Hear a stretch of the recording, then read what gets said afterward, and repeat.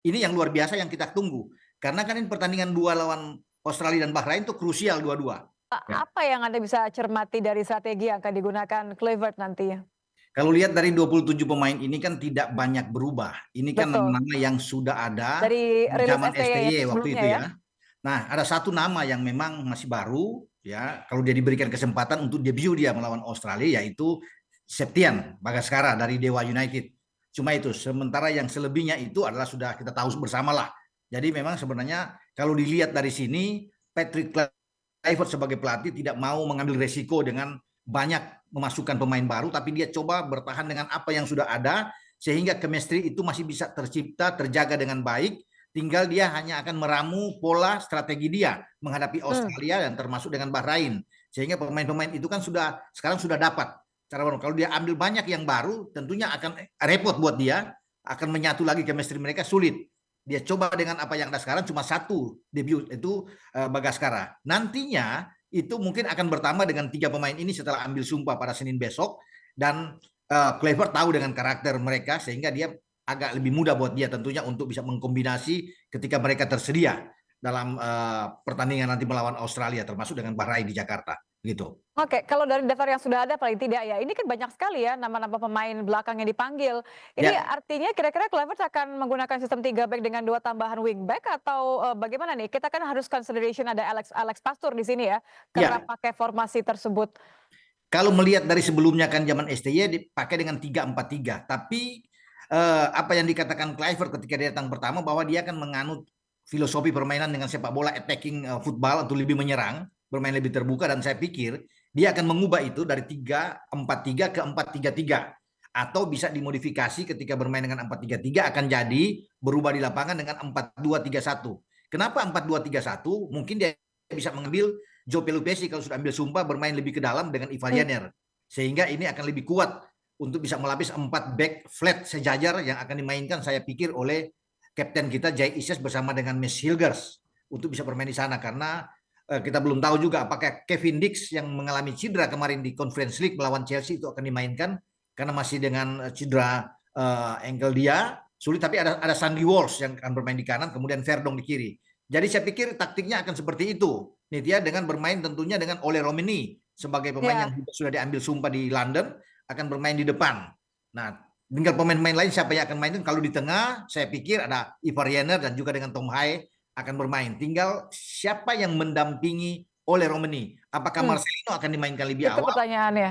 Ya, atau Eliano Reanders yang akan bermain di sana dan memainkan lagi satu pemain yang bisa ditaruh lebih ke depan, entah Dean James yang kuat dalam bertahan dan menyerang. Semua tergantung dari Patrick Kluivert untuk bisa melihat karena saya pikir hari ini kan dia akan datang bersama dengan Jordi Cruyff begitu. Berarti sebenarnya Bung Ropan, jadi atau keburu atau tidaknya 3 pemain naturalisasi nanti Hmm. untuk kemudian prosesnya berjalan dengan sesuai harapan kita ya tanggal 20 bisa main. Sebenarnya menurut Anda Kluivert sudah punya line up yang cukup? Saya pikir dia sudah punya karena kan dia dibantu oleh 2 bahkan 3 asisten, Dani Lansat, Alex Pastur sebagai ahli strategi dan kemudian belakangan datang Gerald Vandenberg. Apalagi datang lagi Jordi, pasti Jordi akan membantu sebagai penasihat teknik untuk bisa memberikan masukan-masukan terhadap Patrick Kluivert. Tapi kalau bisa melihat bahwa tentunya mereka sudah lihat pertandingan kita lawan Australia yang berakhir imbang, melawan Bahrain, terutama juga dengan pertandingan terakhir melawan Arab Saudi ketika kita menang di Jakarta.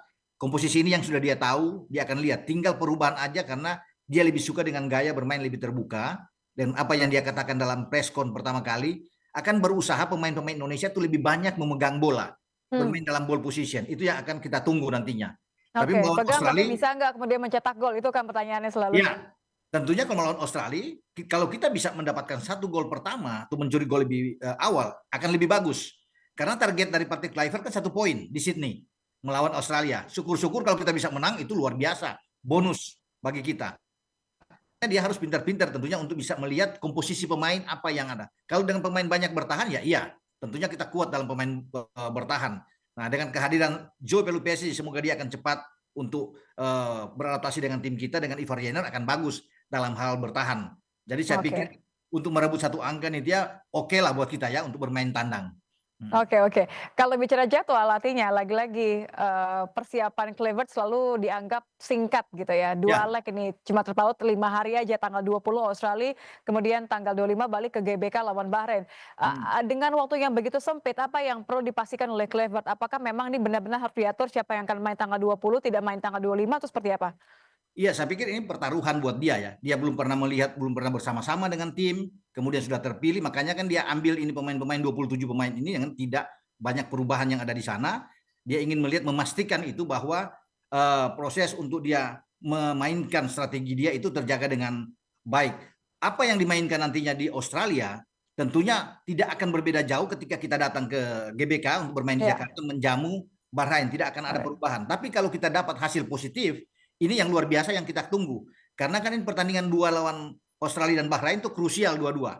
Tapi kalau sesuai dengan apa yang dia inginkan, 4 poin, 1 di Sydney dan 3 di Jakarta, saya pikir aman buat kita, panitia, untuk bisa melihat kemungkinan lolos ke Piala Dunia.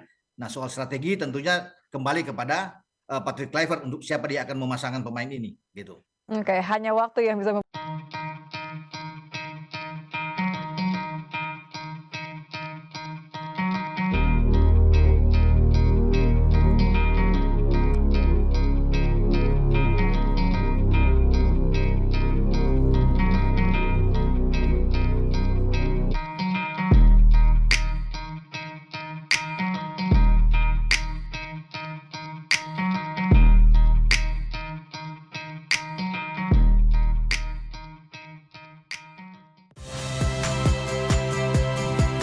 Saya Cynthia Rompas.